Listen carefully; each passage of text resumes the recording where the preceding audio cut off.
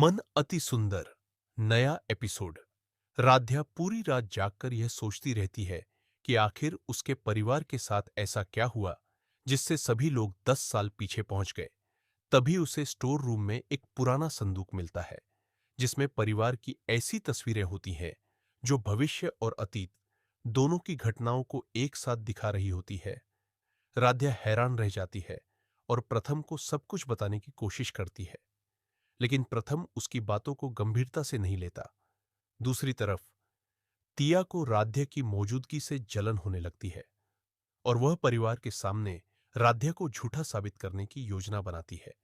उसी दौरान घर में अचानक बिजली चली जाती है और पूरे घर में अजीब आवाजें सुनाई देने लगती हैं।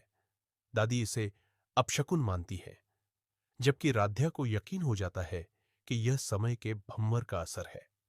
अगले दिन राध्या को मंदिर के पास एक रहस्यमयी साधु मिलता है जो उसे बताता है कि समय का दरवाजा पूरी तरह बंद नहीं हुआ है और अगर जल्द ही कुछ नहीं किया गया तो परिवार हमेशा के लिए अतीत में फंस जाएगा। राध्या यह बात परिवार को बताती है, लेकिन कोई विश्वास नहीं करता। तभी प्रथम को अपने सपनों में कुछ ऐसी झलकियां दिखाई देती है जिनमें वह और राध्या शादीशुदा नजर आते हैं। वह परेशान हो जाता है और पहली बार राध्या की बातों पर सोचने लगता है।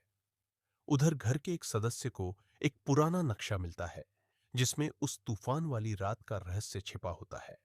राध्या और प्रथम चोरी छिपे उस नक्शे के पीछे का सच जानने निकलते हैं। रास्ते में उन पर कुछ नकाबपोश लोग हमला कर देते हैं, लेकिन दोनों किसी तरह बच निकलते हैं। जांच के दौरान उन्हें पता चलता है कि परिवार का एक पुराना दुश्मन वर्षों से इस घर से बदला लेना चाहता था और उसी ने एक रहस्यमयी शक्ति का इस्तेमाल करके समय को बदल दिया।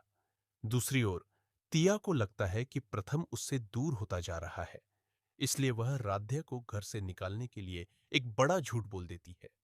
पूरा परिवार राध्या के खिलाफ हो जाता है और उसे घर छोड़ने के लिए कह देता है। राध्या टूट जाती है, लेकिन जाने से पहले वह एक पुराना लॉकेट दादी को दिखाती है, जिसे देखकर दादी को कुछ धुंधली यादें आने लगती है। धीरे धीरे परिवार के कुछ सदस्यों को भविष्य की घटनाएं याद आने लगती है। इससे घर में हड़कंप मच जाता है। प्रथम भी याद करने की कोशिश करता है और उसे अपने और राध्या के कई भावुक पल याद आने लगते हैं। तभी अचानक वही रहस्यमयी तूफान दोबारा लौट आता है। आसमान में तेज चमक दिखाई देती है और घर की सारी घड़ियां अपने आप रुक जाती हैं। साधु फिर से प्रकट होकर बताता है कि यही सही समय है जब परिवार को वापस अपने असली समय में भेजा जा सकता है, लेकिन इसके लिए किसी एक व्यक्ति को बहुत बड़ा त्याग करना होगा। यह सुनकर सभी हैरान रह जाते हैं। तभी असली दुश्मन सामने आ जाता है और स्वीकार करता है कि उसी ने समय के साथ खिलवाड़ किया था। वह राध्या को खत्म करने की कोशिश करता है, लेकिन प्रथम उसके सामने खड़ा हो जाता है। दोनों के बीच जबरदस्त टकराव होता है। परिवार पहली बार राध्या का साथ देता है। इसके बाद लॉकेट की शक्ति सक्रिय हो जाती है और पूरा घर तेज रोशनी से भर जाता है। सभी लोगों को अपने भविष्य और अतीत की यादें एक साथ आने लगती हैं। राध्या और प्रथम एक दूसरे का हाथ पकड़कर परिवार को बचाने की कोशिश करते हैं। तभी अचानक जमीन कांपने लगती है और समय का द्वार खुल जाता है। पूरा परिवार उस भंवर में खींचने लगता है। सभी डर जाते हैं। राध्या अंतिम क्षण में एक ऐसा फैसला लेती है जो सबकी जिंदगी बदल सकता है।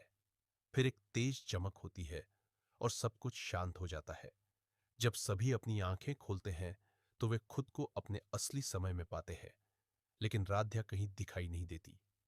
प्रथम उसे हर जगह ढूंढता है। तभी दूर मंदिर की सीढ़ियों पर एक लड़की खड़ी नजर आती है। प्रथम उसकी ओर दौड़ता है और एपिसोड एक बड़े सस्पेंस के साथ खत्म हो जाता है।